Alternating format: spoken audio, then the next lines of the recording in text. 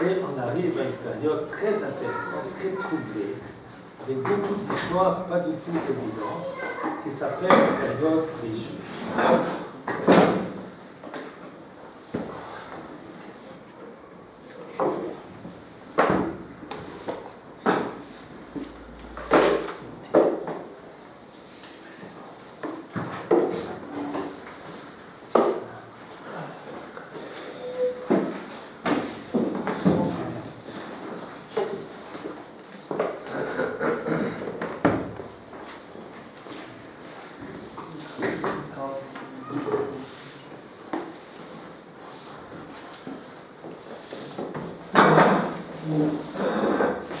Alors, je vais vous expliquer d'abord que la période des juges est une période charnière entre deux époques complètement différentes. C'est la période de Moshe et Yeshua, avec une direction très forte, centralisée, des chefs reconnus par tous, dont le rôle n'est pas mis en question, eh bien, il dirige le peuple d'Israël. Puis nous allons arriver plus tard à la période des rois, où cette situation va se retrouver. La période des juges est une période charnière, entre la direction par Moshe et Yeshua et la direction par les rois. Alors, pour comprendre même le premier chapitre, le tout début, il faut comprendre quelque chose de très important.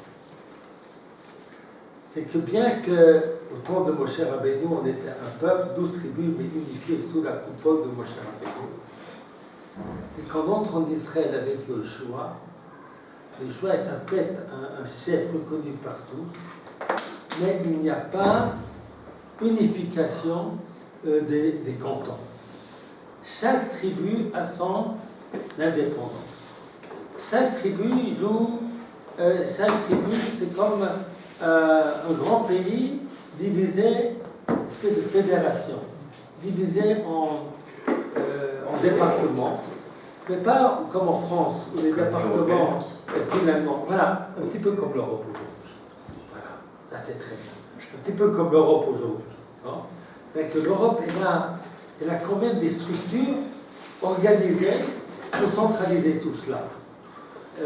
À l'époque, il n'y avait pas de tout.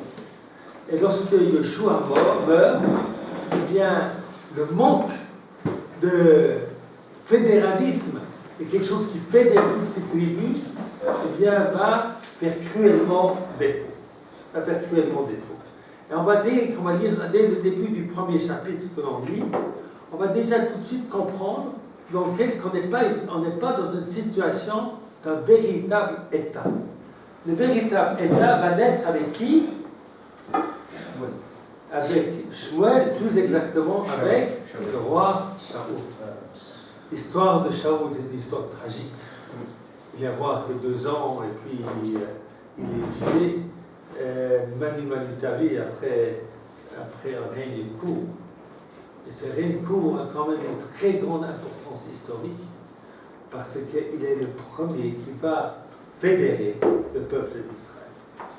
Ça ne va pas durer longtemps, ça va durer Shaoul et David, en slow-mo, et puis ensuite la division va se réinstaller dans le peuple juif, et une véritable unification du peuple juif ne va se retrouver véritablement, complètement, qu'à partir de la création de l'État d'Israël. C'est-à-dire que le peuple juif qui vit ici vit dans une espèce avec une seule direction. Regardez le premier verset, Vayacheremot Yoshua, Yishanu bnei Israël b'Hashem nemor, mi yale lanu el aktani batrale leilachem ba. Alors il faut d'abord comprendre qu'au temps de Yoshua, eh bien, la conquête n'a pas été achevée. La conquête d'Israël a été commencée, elle a été peut-être menée à 70%, 80%, mais elle n'est pas achevée. Donc on a encore dans le pays des ennemis. On dirait aujourd'hui des Palestiniens de l'époque. C'était les Cananéens. Alors, Alors ils ont demandé à Hachem, puis il y avait le Kohen Gadol, à qui on pouvait poser des questions. Il y avait encore une direction théocratique, mais il y avait l'un de la Fnani Batrila Lilachimba, qui va nous guider pour faire la guerre contre les Cananéens. Yomer Hachem, Yehuda Yale, Hine Natate et Ares Beyado. Et voici, vous avez compris, hein, ce que Yehuda a, et il va réussir. Yomer Yehuda le Shimon Achi, allez ici begorali, venilchama baknani, valachti gamani itra begoralecha, et l'echito Shimon. Yehuda dit, Shimon, aide-moi. Départ, toi tu devras avoir, moi je vais t'aider. On va s'aider. Qu'est-ce que vous voyez ici? Deux tribus qui se préoccupent d'un petit morceau de conquête. Vous voyez? On n'est pas une dimension nationale. Mais c'est Yehuda, mais il faut que tout le monde y aille. Il faut qu'il y ait des soldats du nord, du sud, de Rouven, de Shimon, et on n'est pas du tout dans cet état d'esprit. Yehuda va iten Hashem et Aknani va prisi be'adam. Ils ont une victoire et puis ils n'imitent personne. Ils ont frappé Nani et Prisi. C'est-à-dire, on continue la conquête d'Israël. Ils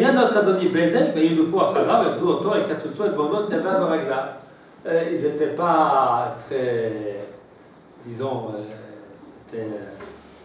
Vous avez compris ce qui est marqué ici? Vous voulez que je vous traduise? Ben, c'est pas nécessaire. Vous avez compris? Alors, bon, ils sont pas allés par le dos de la cuillère. היום הרדתי בזק 70 מלכים בונות ידיהם רגליהם מקוצצים היו מלקטים תחת שולחני כאשר עשיתי כנשינה מאלוהים ויביאו ירושלים ויעמוד שם. Il a tout d'un tout compris que cette victoire du peuple juif, quelque chose d'extraordinaire qui se passe ici, c'est quelque chose de divin. Il s'est rappelé qu'il a découpé les pieds, on appelle ça les doigts des pieds et les pouces, enfin des mains et des pieds, à 70 rois. Il leur donnait à manger sous la table, non, pas juif. Il a donné à manger sous la table et les gens devaient aller à quatre pattes pour manger et baisser leur tête et manger comme des chiens. Et bien voilà, c'est ce que j'ai fait et ce que Dieu m'a rendu. Tout d'un coup, il a compris. Un bida que neget bida. La semaine prochaine, je vais préparer quelques chapitres pour qu'on ne fasse pas dans le cours une lecture, mais qu'on explique des idées, et qu'on puisse avancer. Ah, quand on parle de la conquête d'Israël, on parle de tout Israël ou juste la partie, par exemple, si on peut dire qu'on a aujourd'hui? On parle du Tigre, l'Euphrate, etc., d'Israël, le grand Israël. Alors, la question des frontières est une question extrêmement complexe. Parce que les frontières d'Israël sont ce qu'il y a de plus mobile qui soit. Il y a les frontières de la promesse à Abraham, il y a les frontières de la conquête de Josué, et il y a les frontières réelles, ce qui s'est passé après, et puis il y a les conquêtes de Salomon, et puis les défauts. On n'a jamais tout conquis de ce qui était promis, même dans les frontières marquées dans Parshat Masé. Parshat Masé donne les frontières. La vérité, c'est que l'Israël de la promesse est plus au nord, et puis dans la réalité, on a le sud. On a conquis plutôt plus au sud. L'Israël tel qu'il est marqué dans Parashat de Masé, il y a une bonne partie du Liban qui est dedans, qui n'a jamais vraiment été conquise. Et puis, elle va s'arrêter du côté de Beersheba, qui est plus au sud. Et puis, déjà au cours de Salomon, c'est allé jusqu'à Elat. C'est-à-dire qu'entre la promesse et la réalité, il y a un glissement vers le sud. Intéressant, je ne sais pas quelles sont les raisons. Hein? Quelles sont les raisons? On va voir dans ce chapitre une grande critique que fait Dieu au peuple juif d'avoir pas mené la conquête de manière complète. Et c'est tragique. On va voir, mais on va préparer ce shiur. C'est le chapitre 2, vous allez voir. Okay? Alors on va passer au chapitre 2, puis on va reprendre des choses très intéressantes dans ce premier chapitre, et bien on va les voir après. On va voir quelque chose de très fondamental au début du chapitre 2. Il y a le Malach Hashem et la Gilgal et la Bochim. Un ange de Dieu, c'est-à-dire un prophète, quoi, eh bien, il monte du Gilgal vers Bochim, un endroit qu'on appelle Bochim. Bochim, c'est les pleurs, parce que tout le monde va pleurer. C'est le nom à cause de ce qui va se passer après. Non, on est en quelle année? On est à peu près une cinquantaine d'années après la conquête, après la rentrée d'Israël en Israël, de Josué. Ça fait à peu près 3500 ans. Je vous ai monté d'Égypte. Omar lo apé briti itchem be'olam. Il a dit, je ne vais jamais briser mon alliance avec vous. Vatem lo tirchu brit lo shvi haaretz. Vous ne ferez pas d'alliance avec les habitants du pays. Azov. Et vous allez détruire leur hôtel. Lo shama'atem bekoli. Vous n'avez pas écouté ma voix. Mazot asitem. Vegam amarti. Et pas chassé, et vous êtes punis. Lo agarish otam mipnechem. C'est trop tard. Vous ne pourrez plus les faire sortir. Bayu lachem de tzidim. Et ils vont vous faire du terrorisme. Tzidim, ils vont vous piquer. Ils vont vous piquer. Velohem yu lachem de mokesh. Leur Dieu et leur religion, c'est-à-dire vous allez tomber et spirituellement et physiquement. Il y a des juifs qui vont vouloir être bien avec eux, alors leur Dieu, c'est bien, oublier notre religion. Et puis il y en a d'autres qui vont être victimes d'actes terroristes, on peut l'appeler, ça s'appelle en français de nos jours. Comme les Israël, ils ont pleuré.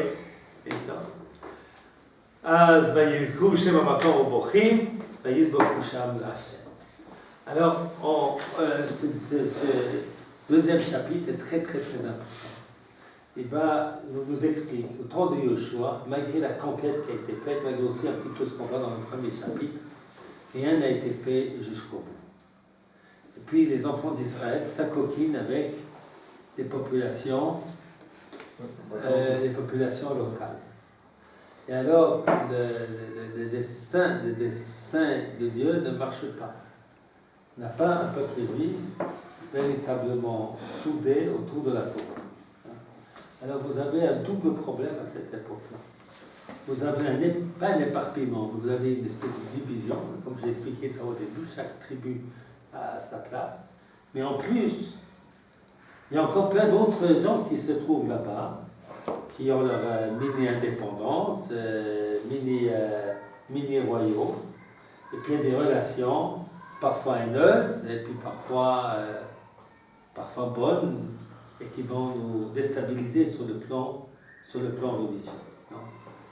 Alors, lorsqu'on dit ça, c'est très intéressant parce que la situation qu'on vit aujourd'hui en Israël est très semblable. On n'est pas, je ne dis pas que c'est la faute de quelqu'un maintenant, mais on est dans notre pays avec 25% de gens qui ne nous aiment pas. C'est exagère, peut-être qu'un % je ne sais pas, peut-être, je n'ai pas fait de statistiques, savoir si les Israéliens arabes aiment les Juifs ou pas. En tout cas, pas tous. D'accord ? Donc on a des tzninim, on a des on appelle ça des pics. Voilà, on a des pics. Ils seront des pics pour vous. Puis si on compte ceux qui sont Judée et Samarie, alors eux, c'est ça, on sait que nous aiment pas. Et c'est qui l'envoyé de Dieu? L'envoyé de Dieu, c'est un prophète. Pourquoi on est prisonnier?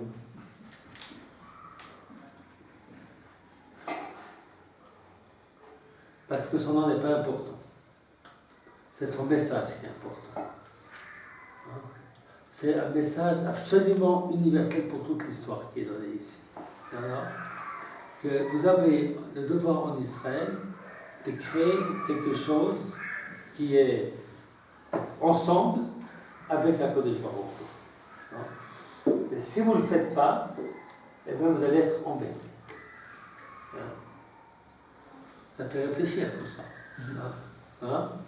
Ça fait réfléchir, ça fait notre situation aujourd'hui. ça, je ne dis pas qu'il faut, je ne sais pas ce qu'il faut faire aujourd'hui, je ne vais pas parler d'aujourd'hui, mais je veux dire qu'on lit ça, puis on regarde ce qui se passe chez nous, et bien on se dit, voilà, il y a des gens qui nous font des pics tout le temps. Au Hachem, on est assez fort pour pas que la sortie de Ramadan, c'était au nom des Shoftim. Dans les Shoftim, on va voir des hauts et des bas, des machins, on va étudier, on va voir des choses terribles. Non. Alors,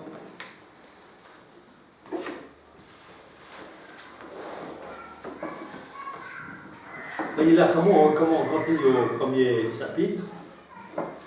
Je prépare le shiur, je ne vais pas donner les choses comme ça pour préparer. Et qui s'occupe de ça? Ne te demande pas, hein? Tu n'es pas assez préparé le shiur. Alors, ça se prépare en cours. Alors, il y a des choses que je peux faire sans préparer, mais pas à Shoftim. J'ai enseigné une fois à Shoftim, des élèves. On fait chacun un travail ensuite, surtout Shoftim. Ça fait de ça 35 ans, quelque chose comme ça. Voilà. J'ai un petit peu oublié. Voilà. Il a Chamo Bnei Yehuda, Birushalayim. Et donc Yehuda, ils font la guerre à Jérusalem. Vayilkedu ota, vayakua lepicharet, v'ta'ir shilchu ba'esh. Ils ont brûlé la ville. V'achar yardu Bnei Yehuda lilachem baknani, yoshev ha'ar v'negev ha'shpela. Ils font vraiment de grands combats. ויחד יהודה אל הכנעני היושב בחברון, ושם חיון לפנים קריית ארבע, ויקחו את ששה ואת אחימן ואת תלמה, איבד des grands géants. וילך משם יושב דביר, ושם דביר לפנים קריית ספר. ויאמר כלב, אשר יקה קריית ספר לחדה, נתתי לו את ארסה ביתי לאישה.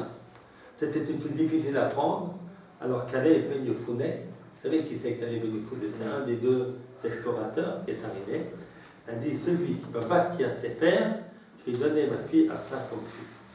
וילכדה עתניאל בן כנז אחי כלב, הקטן ממנו, וייתן לו את ארסה ביתו לאישה.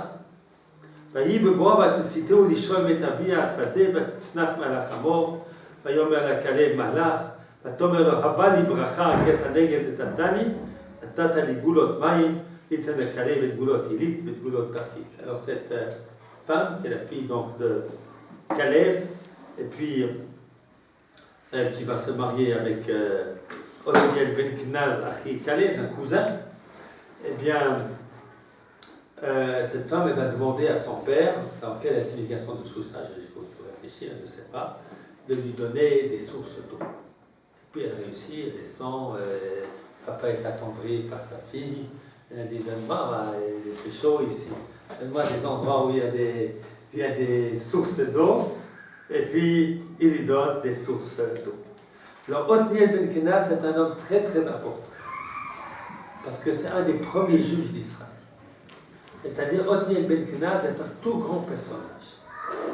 Et la Gemara nous dit à propos d'Othniel ben Kenaz, qui est un grand Talmid Chacham, et puis qu'il a ramené des lois de Torah qui ont été oubliées lorsque Moshe est mort. Eh bien, Othniel ben Kenaz les a ramenés à la connaissance du peuple juif. Donc, c'est un premier chauffeur, un premier juge, et qui a une importance. Hein? Alors, voilà, là, pas bien de nature comme ça. Et j'espère que vous embête comme ça, ça va? Ça va comme ça? Oh, si j'étais moi en train d'écouter le cours que je donne, vous savez, comme inspecteur, je mettrais la note 2 sur 20.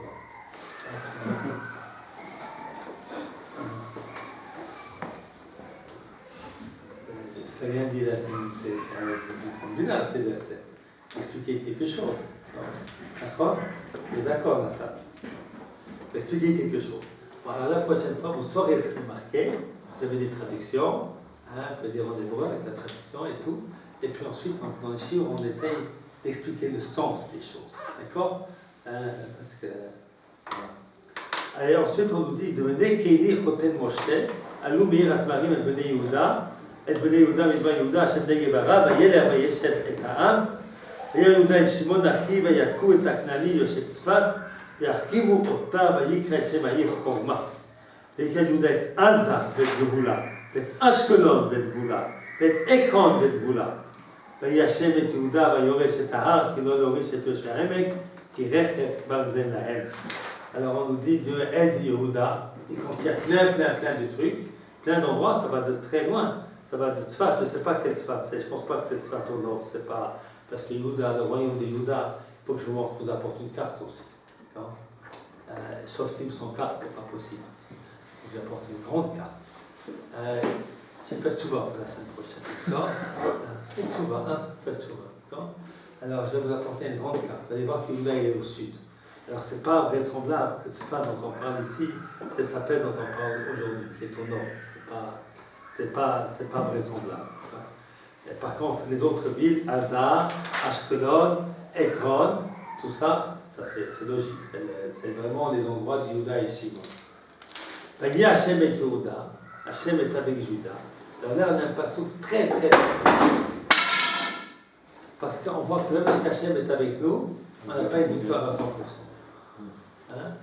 Dis-moi ce verset parce que j'aime pas le dire.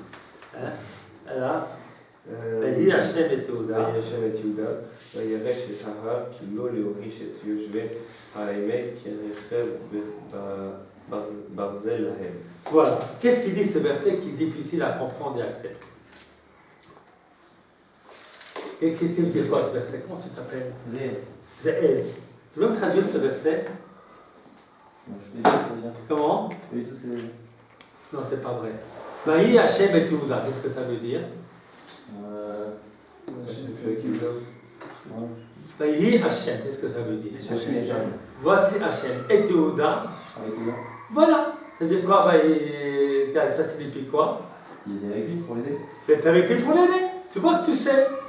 Alors, comment? La suite, elle est bien. Là, maintenant, on va voir la suite. C'est-à-dire, Vaï Hachem et Yehuda, tu savais. Vaïori Shetahar. Qu'est-ce que ça veut dire? Mais bien sûr que tu sais, Yerusha. Mais oui, tu sais. Mais oui, tu sais, Yerusha. Guérir. Hein?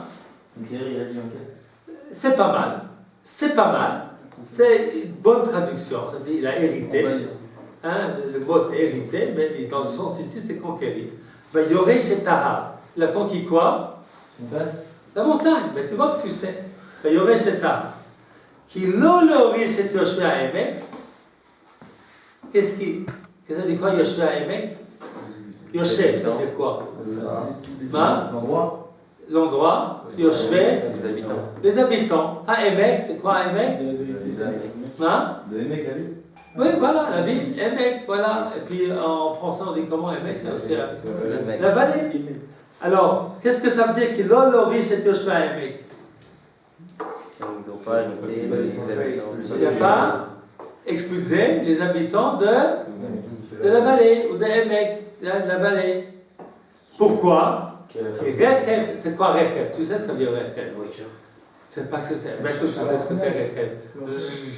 Voiture. Mais voiture. Hein? Qui Rechev Barzel. Barzel, c'est quoi? En fer. Rachev Barzel, ça doit vous dire, il n'y avait pas des voitures à l'époque. Alors ça veut dire quoi? Des chars en fer. La haine. Ça veut dire quoi la haine? Pour eux. Alors maintenant on traduit toute la phrase. Qu'est-ce qu'elle dit cette phrase? Dieu était avec Yehuda. Il a pu conquérir la montagne, mais pas la vallée, parce qu'ils avaient des chars de fer. Qu'est-ce qui est difficile dans ce verset? Il dit avec eux quel problème de conquérir des chariots de fer. Voilà. C'est pas simple, d'accord? Donc ça veut dire que même lorsque Dieu est avec nous, on ne peut pas tout faire. Parce qu'il faut être plus méritant. Il faut vraiment vouloir. Hein? Alors, moi je vais même dire la vérité, il me semble que la situation suivante. C'est que Yehuda, il n'a pas osé attaquer la vallée. Parce que vous voyez, il y a un etnarta. C'est bien un etnarta. C'est couper la phrase en deux. Vaï Hachem et Yehuda, Dieu était avec Juda. Vaï Shetahar. Et puis là, il a pris possession de l'hérité de la montagne. Qui l'olori c'est Yosef Emek. Alors qu'est-ce que ça veut dire? Car il n'est pas allé conquérir la montagne qui restait Barzel. C'est-à-dire il a eu peur. Il n'a pas voulu. Donc bien que Dieu était avec lui, il n'a pas voulu. Vous voyez tous les Caleb et Hebron qu'Hachem et Moshe. Vous savez pourquoi Caleb doit à Hebron? Parce qu'il ne fait pas partie des mauvais explorateurs. Yoresh Misham, Shlosha Bnei Ana. ויבוסי יושב ירושלים, לא ראשון בני בנימין. ויש שם ויבוסי את בני בנימין בירושלים עד היום הזה. On avait vu tout à l'heure que Juda a conquis Jérusalem, mais pas tout Jérusalem. Le centre de Jérusalem, où se trouvaient les Jébuséens, il n'a pas réussi à les conquérir.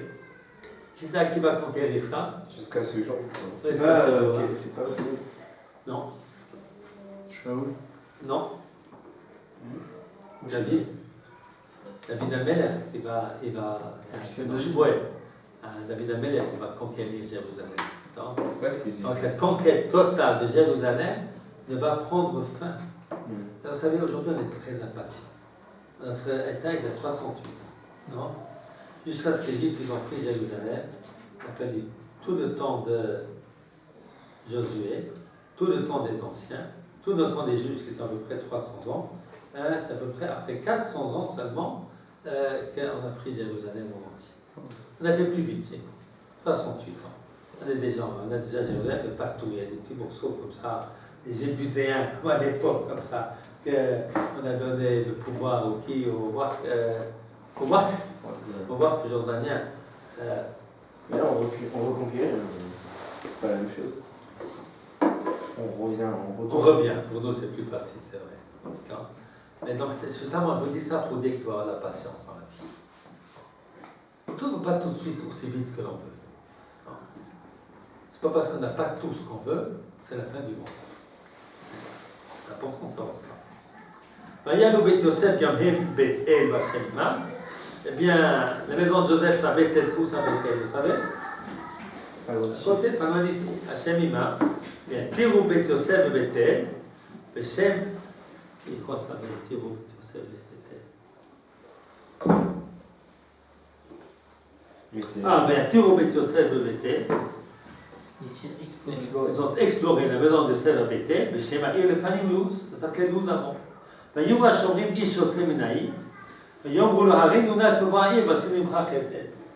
ont dit à des gardiens de la ville, eh bien, trahis, et nous on va avoir pitié de toi.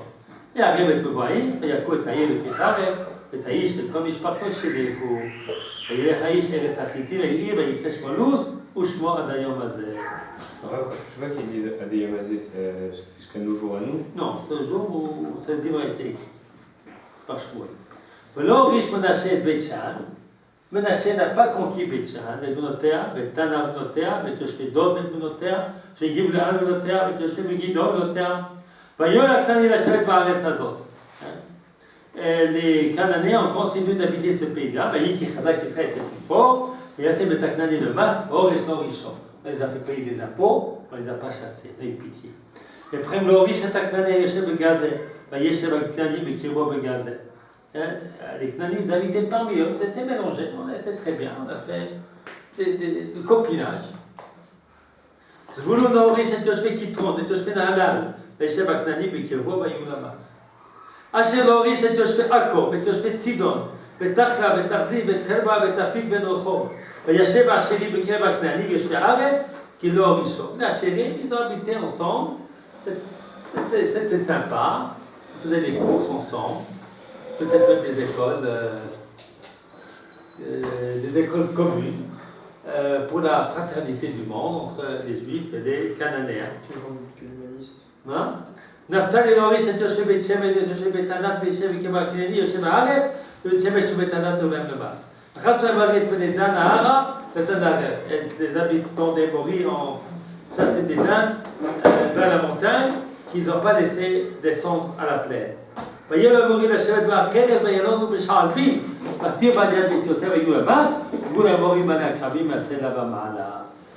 vu, nous voyons, nous sommes après la mort de Yoshua, et des équilibres qui étaient après Yoshua. La conquête ne s'est pas terminée. Yehuda fait assez bien son travail, mais pas totalement. Et chez Yehuda et Shiva. Ensuite, les autres tribus, chacun a fait sa petite cuisine. Il y en a qui prennent les Cananéens sous leur pour prendre des impôts. Il y en a d'autres qui vivent en très bonne intelligence avec eux. Alors là, on comprend le message du Malach Hachem. Eh bien, je vous ai donné cette terre pour que ça soit l'État d'Israël, pas l'État de la Palestine. Hein? Vous avez compris? Non? Alors, on va faire jusque-là pour aujourd'hui. Oui? Pourquoi Yoshua, il n'a pas dit. Pourquoi il n'a pas demandé à quelqu'un d'être un successeur? Enfin, quelqu'un qui a été un comme Moshe. C'est même pas forcément Yoshua, mais on m'intéresse beaucoup. Parce que peut-être il y en avait plusieurs quand tu rentres en Israël. On avait vraiment Il n'avait pas encore tout Israël, et là, tu comprends la grandeur de Moshe Rabbeinu. Lorsqu'il a demandé à Hachem, donne-moi un successeur. Yoshua, effectivement, c'est une très bonne question. Très bonne remarque. Yoshua ne l'a pas fait. C'est très dur de se nommer un successeur. L'homme aime se croire éternel. Hein?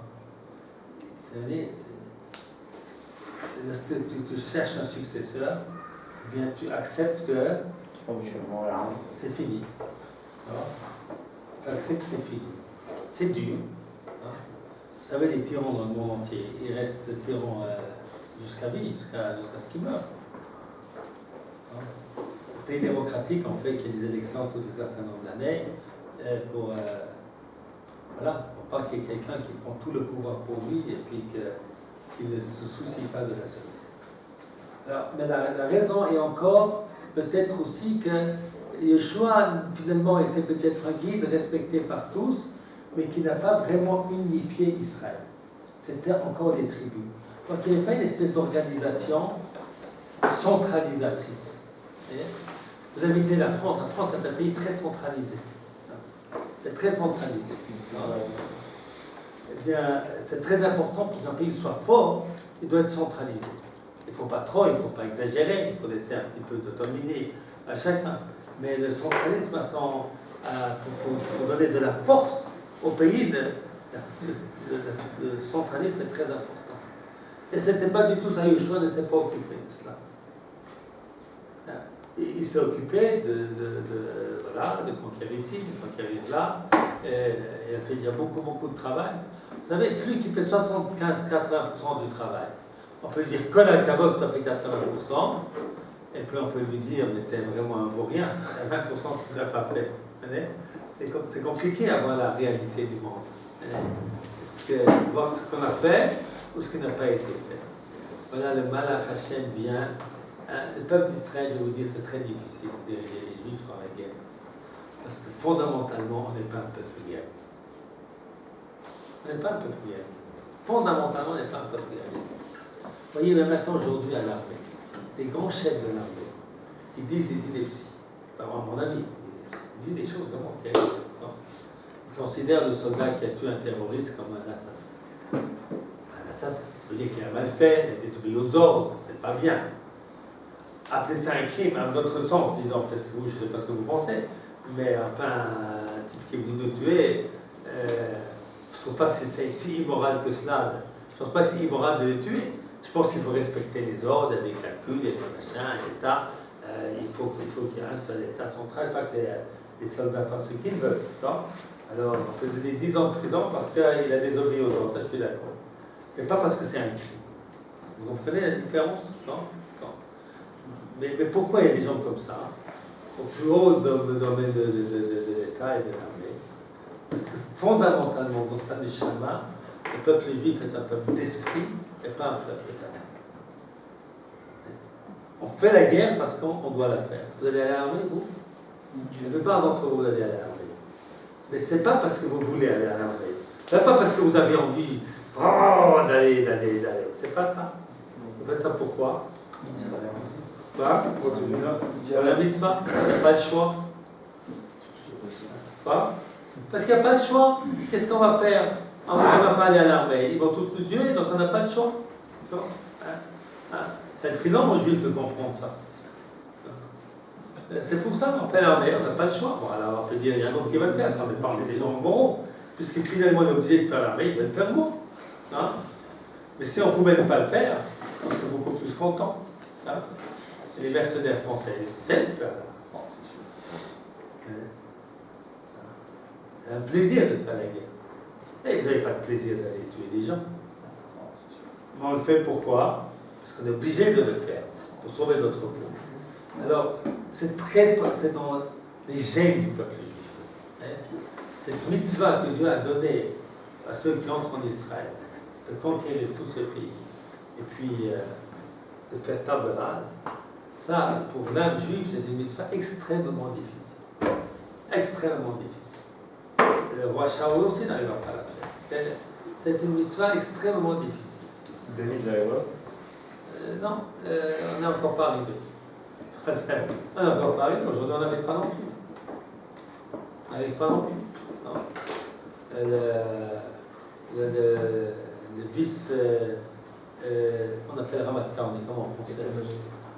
Le vice-chef, le chef d'état-major adjoint a fait une fois une conférence dans une métrina. Et puis il a dit que si tu, je sais pas, tu es hasard ou quelque part, et puis il y a des terroristes qui sont cachés dans une maison, on ne peut pas tirer sur la maison avant de faire sortir les femmes et les enfants. Non? On dit même si ça risque nos vies, même si ça risque nos vies. Pourquoi? C'est des êtres humains, et toi tu es un être humain.